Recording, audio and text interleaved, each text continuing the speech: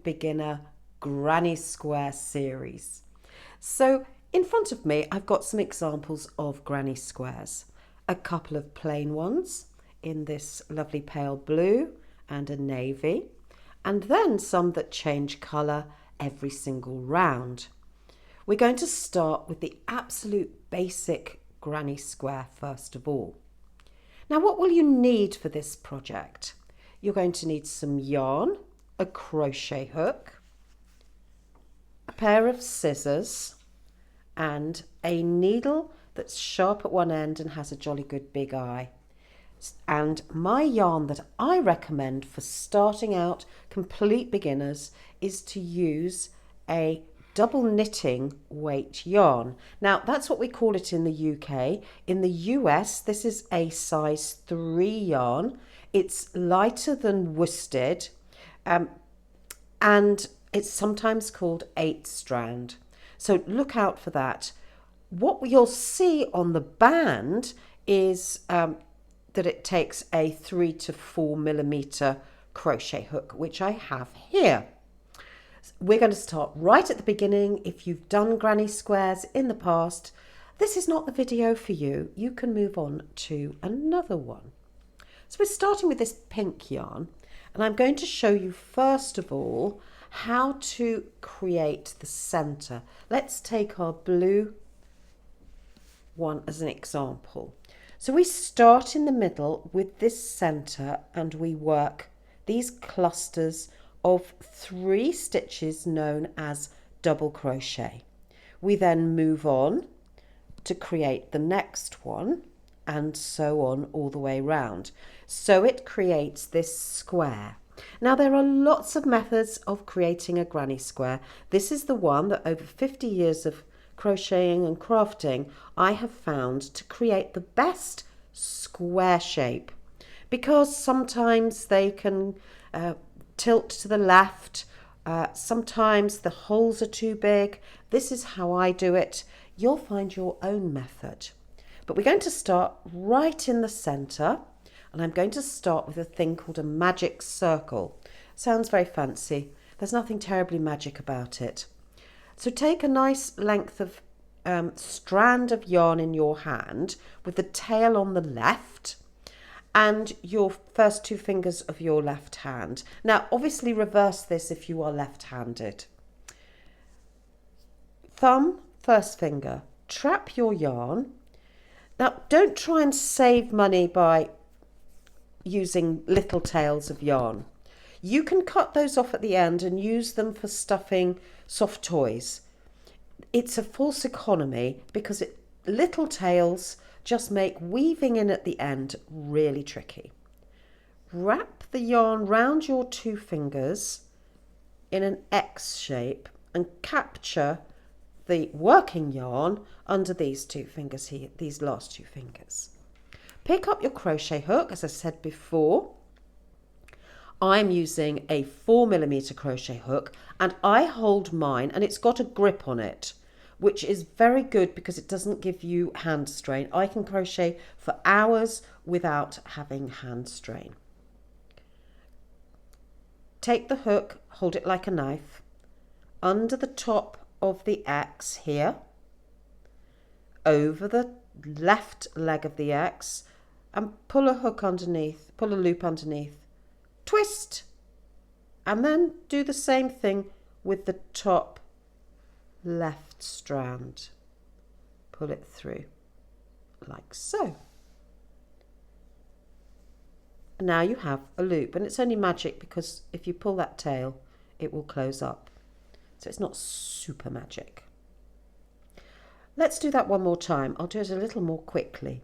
You can always slow videos down. Go to the cog on your screen and click on it and you'll have settings for video playback speed. Create the X, hold your hook like a knife, under the top right, over the top left, draw a loop, twist, under the top left, pull it through. Magic loop, magic ring, magic circle, all these names are the same thing. Now we're going to start by doing our first round, but we've got to get up to the height of our first round. So I'm going to do 2 chain. Now a chain is simply holding your hook like a knife, yarn over, draw up 1 to create 1 chain. 2. Now some people will create 3. I feel on this first round 3 is too high, so just create 2 because you've got this first little chain which secured your magic ring. Everybody's tension is different when they crochet, so you just adapt it. There's no right or wrong way of doing this. Now we're going to do this first cluster here. This represents a first stitch called a double crochet. Double crochets are used throughout crochet patterns. So to do a double crochet, very slowly, I'm going to hold the bottom of my work, the top of the ring here, between my thumb and my second finger, and stick my index finger over the working yarn like so. So just get that in your mind. Secure it so you can see that hole over the index finger, trap the working yarn underneath these 2 fingers here. Lots of people hold their yarn in very different ways. You'll find your own way when you've practiced a few times. Our first double crochet is going to be yarn over, insert your hook, yarn over, pull up a loop so that you have 3 loops on your hook. Yarn over again, pull through 2, yarn over, pull through 2. So we can see on the stitch where we've done those 2 pull throughs. Let's do it again.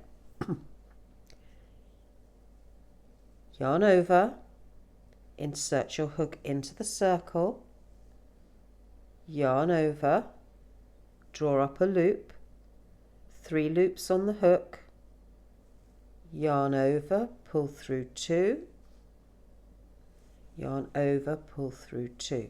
Every time you feel that your work is a little unstable, just move your thumb and your second finger further up the work. This magic circle will stretch, so keep just making it slightly smaller so the diameter is about 1 centimetre or 1/2 inch. Now we've done our first 3 clusters here. Now we have come to a corner. So we're going to separate our clusters in the corner by 2 chain. Yarn over, pull through, yarn over, pull through again.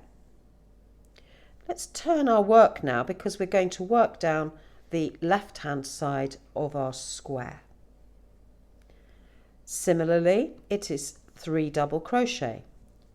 Yarn over, insert the hook, yarn over, pull up a loop, yarn over, pull through 2 loops, yarn over, pull through 2 loops.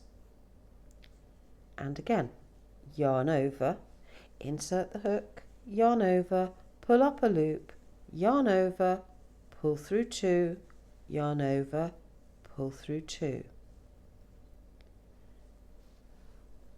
Number 3, yarn over, insert your hook, yarn over, pull up a loop, yarn over through 2, yarn over through 2. So we've done our second side of our square. To make the corner, 2 chain. Yarn over, pull through, yarn over, pull through. turn your work.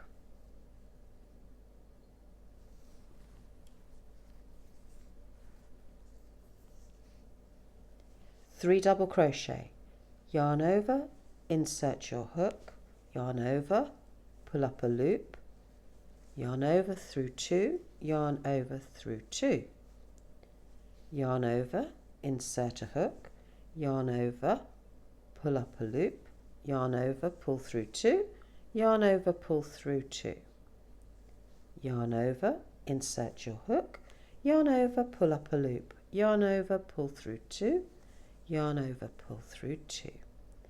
Corner 4, 3, 2 chain, 1, 2. We've got one more cluster to do,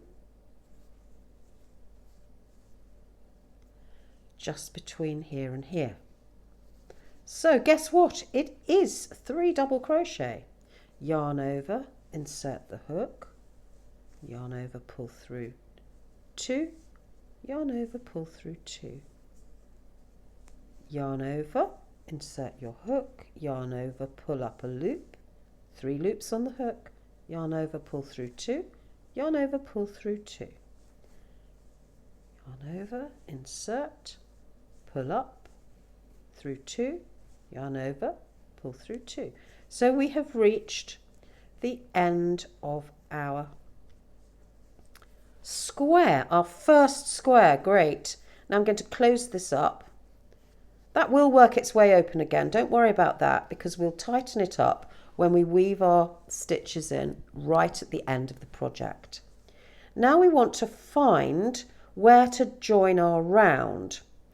In this first case, now we've got to this point, I'm only going to do one stitch, one chain for the corner, and then I'm going to join my work to the top of the 3 chain.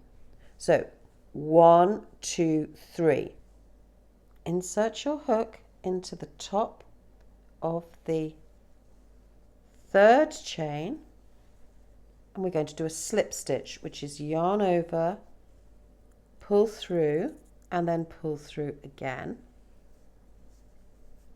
And there is our first round. This little corner will become more obvious when we do our next round.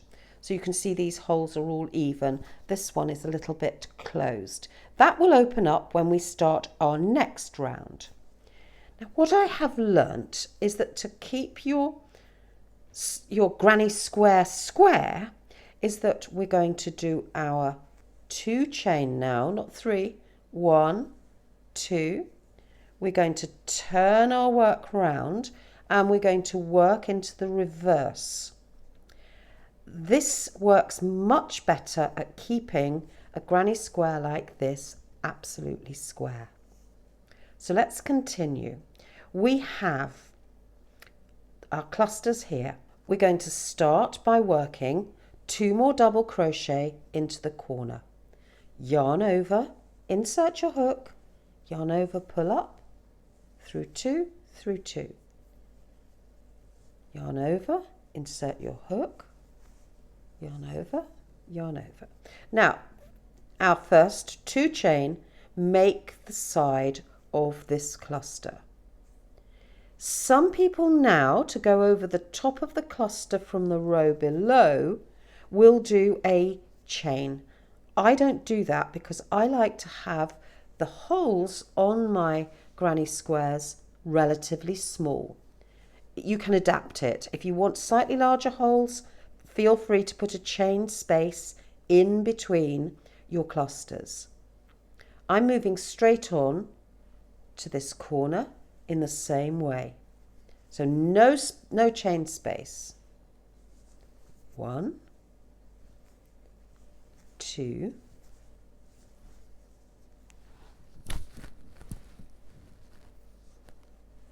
3. 2 chain.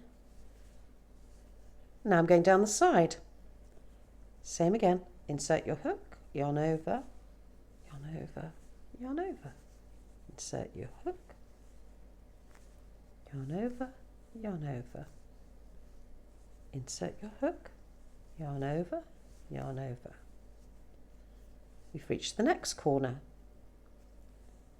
And again, I'm just going to go round in the same way, trying to keep my tension the same.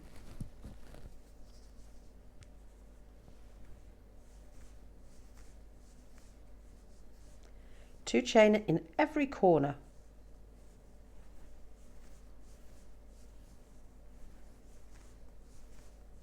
And it's more haste, less speed. Less speed, more haste. Don't crochet too quickly when you start off, because you just make mistakes and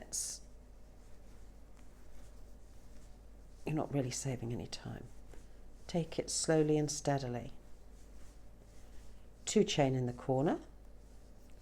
Turn your work. Now we're going to come up the last row here. Do our final corner cluster. 1, 2, 3. And then we've got to squeeze our final corner cluster in next to our chain here. So 3 in here. It looks like it doesn't fit, but it does. Trust me. See, I was hurrying. Didn't work. Yarn over into the corner. 1, 2, 3.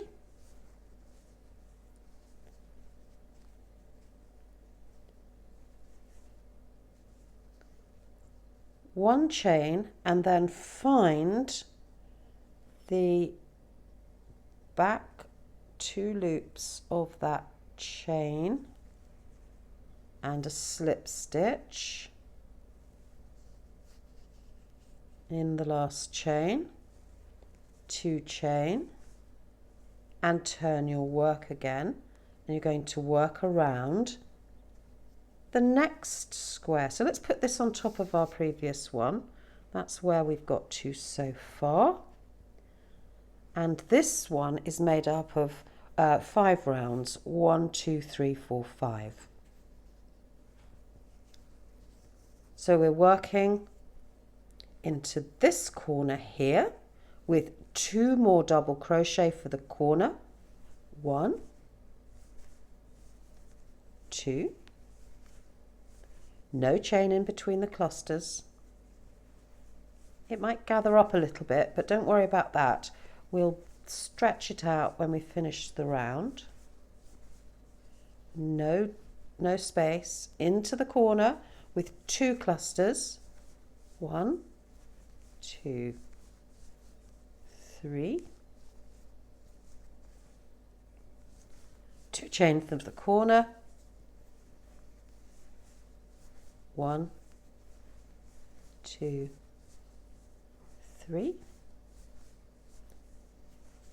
1, 2, 3. Now try not to tense your right hand. It's not necessary. You can keep quite light touch on your crochet hook. You don't need to be doing great big movements. You don't need to twist that crochet hook. Let the hook do the work. It's not important. You're literally sliding the hook backwards and forwards. That's what's doing the work.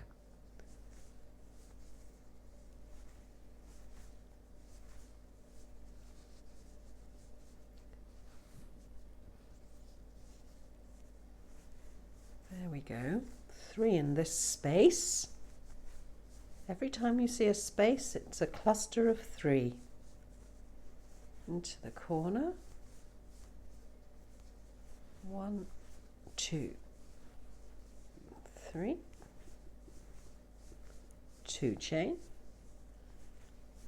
1, 2, 3. Whoops, there we go, trying to be too quick.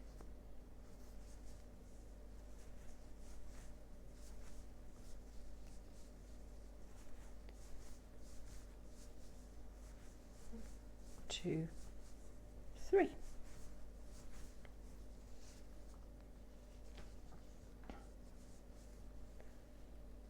Find your last space. Ignore the fact that it's quite squashed. Don't worry about that. One chain in this corner. Find the top of your 2 chain. Go into the back 2 strands. Slip stitch. 3 chain. And turn your work. And you're going to literally work up to 5 rounds.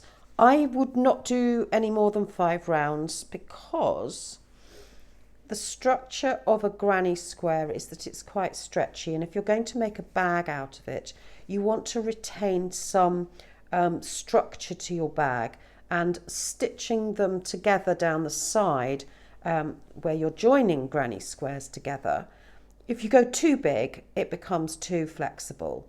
So 5 is probably the maximum. Some people do 4, some people do mini ones.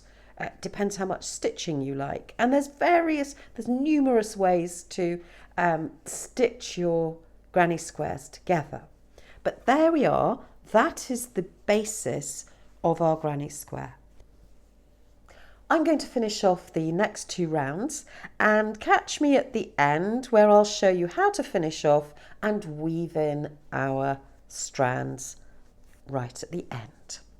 So we've reached the end of our 5th round, and I'm just about to join the end to the beginning. Just going to do a slip stitch, top stitch, back loop, yarn over, pull through,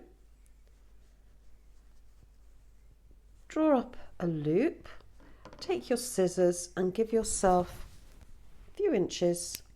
As I said before, don't be mean on your ends. And then gently we're going to place the tail through the loop and just neatly draw it closed like so. Some people will give you fancy finishing off. We're going to be stitching all our squares together, so actually this bit here is going to disappear. So now we have 2 threads to weave in. So how to weave in threads? What you're going to need is a nice sharp tapestry needle with a decent size eye, and we'll start with the one in the middle with the magic circle. Pull your magic circle lovely and tight. Take your tail, fold it over your needle and pull it off, and pinch the yarn between your thumbnail and your first finger, and then push that folded bit through your eye. Now, for some reason, I have a teeny tiny little eye on this tapestry needle.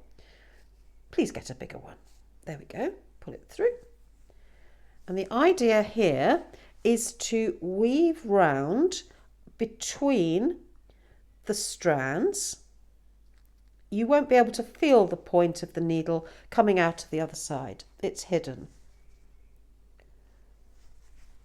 One way, and the point allows you to go within the strands of your yarn, which means it's more secure. Rather than just putting it underneath a whole strand, you're actually going in the strand of the yarn. Yarn has this way of finding exactly where it wants to work its way out. So go in a few directions. Don't make a mountain out of a molehill. Simply go through 2 or 3 times.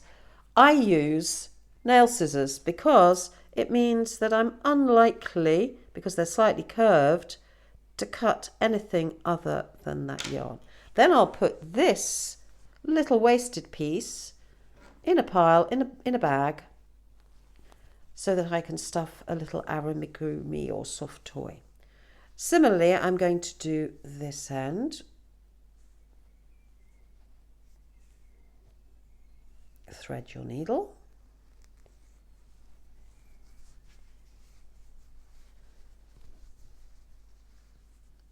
And maybe we'll stitch on the inside along a few stitches